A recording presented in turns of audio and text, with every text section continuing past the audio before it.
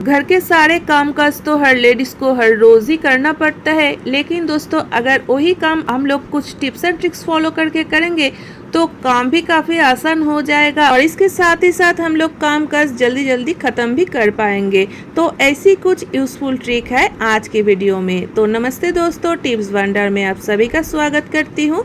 तो चलिए वीडियो को स्टार्ट करते हैं। दिन में 2 बार तो हम लोगों को खाना बनाना ही पड़ता है और खाना बनाने के बाद हम लोग अच्छी तरीके से गैस ओवन को भी क्लीन कर लेते हैं।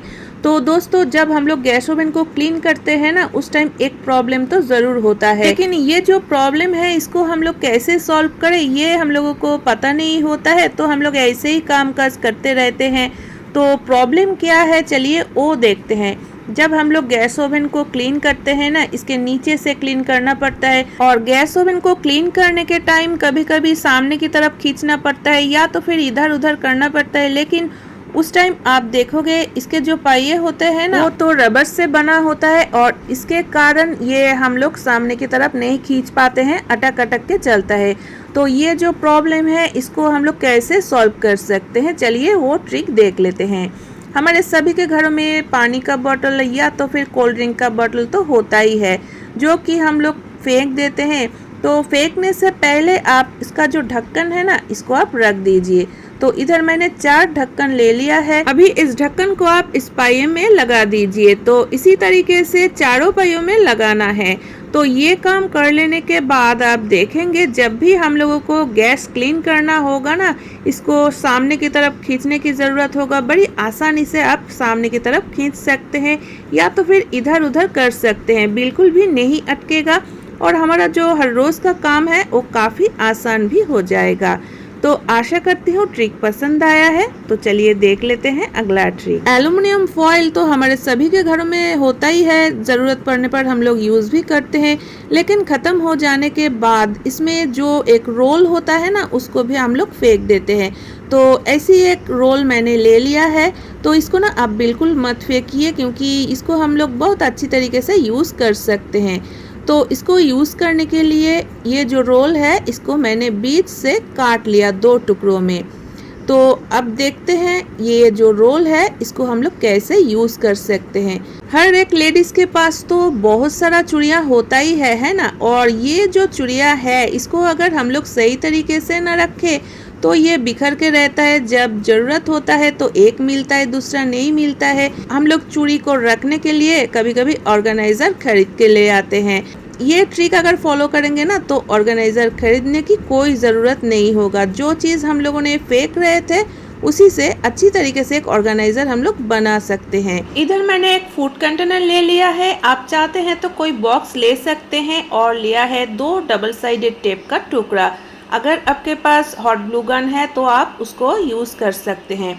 बॉक्स में मैंने 2 डबल साइडेड टेप का टुकड़ा लगा दिया और इसमें ये जो रोल है इसको चिपका दिया। तो इधर आप देख ही सकते हैं कितना सुंदर एक ऑर्गेनाइजर बनके तैयार हो चुका है। वो भी एक भी पैसा हम लोगों को खर्च नहीं करना पड़ा। तो आपके पास जितना भी चूड़िया है, कांच का हो या तो फिर मेटल का हो, कुछ भी हो, आप इसमें रख सकते हैं। पूरा सेट तैयार करके आप रख सकते हैं। जब आपको पहनना होगा तो इधर से आप ले भी सकते हैं और आराम से इसमें रख भी सकते हैं। तो कैसा लगा ये ऑर्गेनाइजर जरूर कमेंट करके बताना। तो चलिए देख लेते हैं अगला ट्रिक। हर रोज़ हम लोगों को रोटी, पराठा या तो फिर पूरी या बेलना ही होता है और ये बेलने के लिए चकला बेलन तो चाहिए ही। तो जब हम लोगों को काम खत्म हो जाता है ना, इसको क्या करते हैं ऐसे ही कहीं पर रख देते हैं। ज़्यादा से ज़्यादा क्या करते हैं, इसको उल्टा करके रख देते हैं। लेकिन इस तरीके से रखने से होता क्या है, जब हम लोग रात में सोने जाते हैं, लाइट ऑफ कर देते हैं ना, उस टाइम तो आप लोगों को पता ही होगा कि किचन में बहुत सारा कीड़े मकोड़े या तो फिर कॉकरोच निकल के आता है और ये जो हमारे चकला बेलन है इसको एकदम से गंदा कर देता है। तो हम लोगों को पता ही नहीं होता। सुबह जब हम लोग रोटी बनाने जाते हैं ना, तो इसको थोड़ा सा सूखा कपड़े से क्लीन कर लेते हैं और फिर इसमें रोटी बनाने लगते हैं और ये हम लोगों के सेहत के लिए बिल्कुल भी अच्छा नहीं है। तो आप ना ये काम कर सकते हैं। हमारे सभी के घर में इस टाइप का जो प्लास्टिक बैग होता है ना, या तो फिर फैब्रिक जो बैग है वो एक ले लीजिए और फिर इसमें चकला बेलन को डाल दीजिए और इस तरीके से अगर रख देंगे तो कीड़े मकोड़े या तो फिर कॉकरोच कुछ भी नहीं जा पाएगा इसके अंदर। और जब आपको रोटी बेलना होगा तो इसको आप निकाल लीजिए और काम हो जाने के बाद इसके अंदर ही रखना है।